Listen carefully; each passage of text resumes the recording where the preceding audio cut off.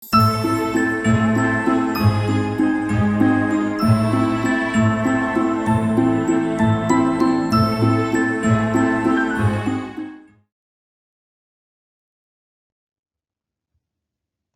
and welcome to my channel.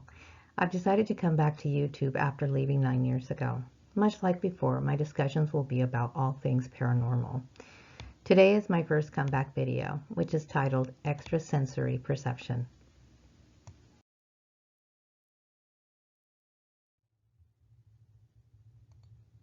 Extrasensory perception is also known as ESP.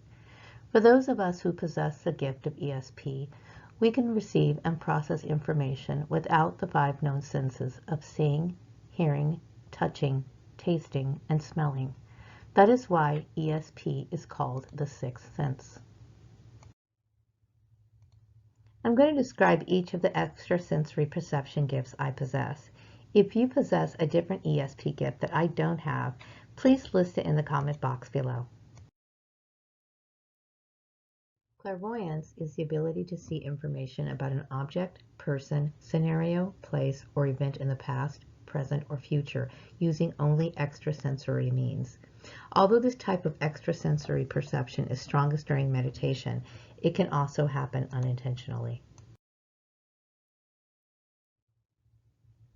The term clairvoyant is comprised of 2 French words, clair meaning clear and voyant meaning seeing. To clarify seeing, this is not done with the actual physical eyes. These visions are received through the third eye. Their third eye, also known as the mind's eye or inner eye, is a mystical and esoteric concept of a speculative, invisible eye, usually depicted as located on the forehead, which provides perception beyond ordinary sight. The third eye refers to the gate that leads to the inner realms and spaces of higher consciousness. When a person with clairvoyance looks into the past, this is called retrocognition. This is an extrasensory perception that allows a person to recognize people, places, and events of the past in detail. For me, I'm only able to look into past issues that relate to me specifically, while others may possess the gift to assist others. Although science is still wary about the topic, people with these abilities are sometimes used in investigative cases. Retrocognition comes from 2 Latin words, retro meaning backwards, cognito meaning getting to know. Precognition is the ability to perceive or see into the near or distant future by means of ESP before an event happens. Precognition is the opposite of retrocognition. The term is derived from the Latin pr, meaning prior to, and cognito, meaning getting to know. The word precognition is often used interchangeably with the terms premonition or prophecy, which only relate to a feeling or sensing that something will happen in the future. Precognitive events usually appear as a short, intense mental scenario or flash. An example would be of a person who is about to board an airplane and has a vision of a crash that is so intense that he decides not to board the plane, only to find out later that the plane did indeed crash. So, we discussed retrocognition, which is visions of the past, and precognition, which is visions of the future.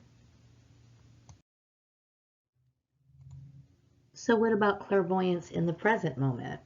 Well, that would be described as experiencing visions as they occur in real time.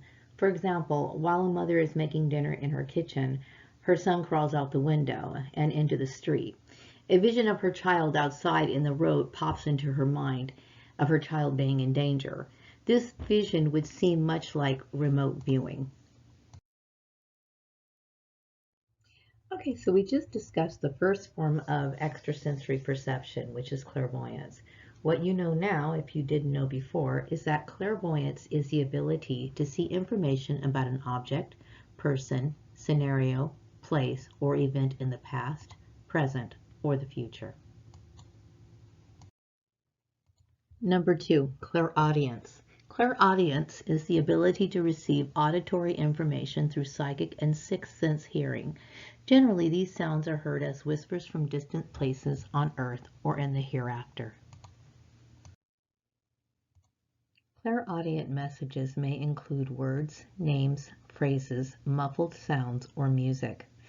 Distant ancestral or angelic voices may make themselves heard at times of a crisis or another significant time, whether good or bad, that occur in life.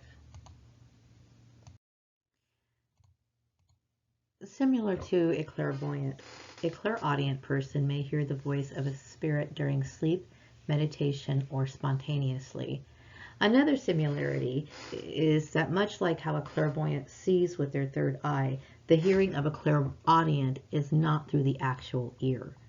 A person who is experiencing these messages may be in a group of people, but will be the only person who will hear them. The best way to describe it is trying to imagine somebody you know calling your name. You recognize the voice in your head, but there is no actual sound from the thought. Number 3, telepathy. Telepathy is being able to read another person's thoughts or to send messages without using any words or gestures. Telepathy is derived from two Greek words, tele, meaning distant, and pathia, meaning feeling and perception.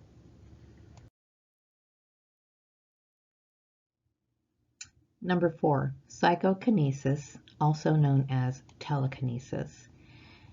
This is the ability of one's mind to have a direct effect on another object without the use of physical energy.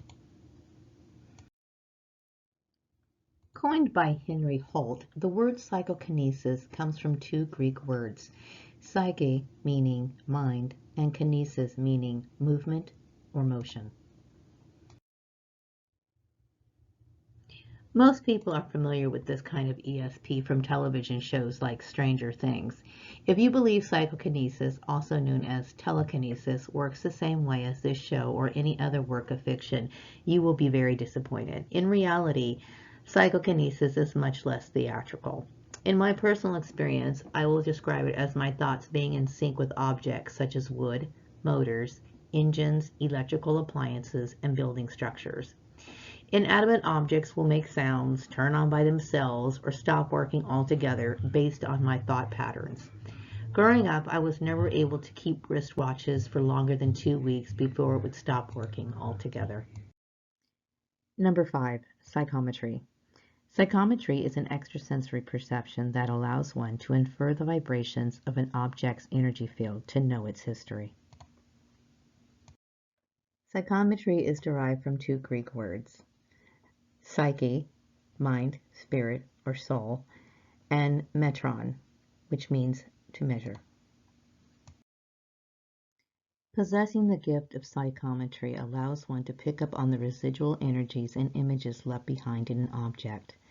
Since people are made entirely of energy, our energy leaves an energetic imprint on everything and everyone we interact with. This explains why since childhood I have been obsessed with abandoned houses. Okay, so I just reviewed my 5 extrasensory perception gifts. If you possess a gift that I did not mention, and believe me, there are several extrasensory perception gifts that people possess that I haven't even mentioned because they don't apply to me. But if you do have one of them, please share in the comment section below. Growing up, I was afraid of my unpredictable and sometimes frightening experiences of ESP. Now that I'm older, I appreciate it for what I believe to be a divine gift given to me for protection. I am not able to speak for other people who have ESP. I can only speak from my own experience. Although extrasensory perception is a gift I couldn't imagine living without, it does have its downside since it's not completely understood by mainstream society.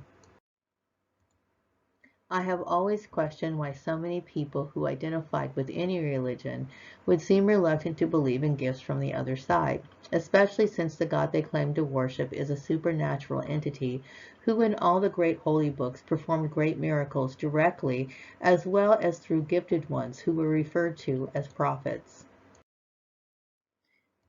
Let's look at the three main monotheistic religions that account for more than half of today's world's population.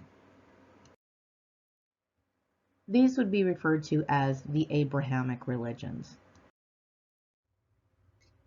The Abrahamic religions include Christianity, Judaism, and Islam. All three religions claim Abraham as their common forefather. For those of you who may not be familiar with Abraham, he is the historic figure who showed unwavering faith in his God by being willing to sacrifice his only son. It is through his lineage that, according to these ancient texts, the Torah, the Bible, and the Quran, that the Savior of the world would be born. As I mentioned, the Abrahamic religions account for more than half of today's world's population. The religions listed below are closely related to the three major Abrahamic religions. These religions are also monotheistic and identify Abraham as the key figure in their history. On top of their shared connection to Abraham and being monotheistic would be their acknowledgement and acceptance of prophets. As mentioned earlier, the gift of prophecy is to be able to receive divine messages. The word prophet is someone who possesses these unique gifts. Here is a small list of shared prophets that appear in all three holy books. There are many more, but I couldn't list them all. Understanding the Bible, Torah, and Quran is difficult for many people, even those who claim to be members of religious groups based on the teachings of these ancient texts. What is considered to be sacred knowledge points to the idea that a supreme being is in contact indirectly with humans and has provided guidance and wisdom through those that possess special gifts. These writings also warn about practices of divination that are outright condemned, such as necromancy, soothsaying, and other influences of demons. So one must use discretion regarding where the messages originated. For some believers, gifted ones still exist today in the modern age. For others who describe themselves as people of faith, some seem leery of those who claim to possess gifts, since there have been scandals and much deception of so-called psychics taking advantage of misguided people.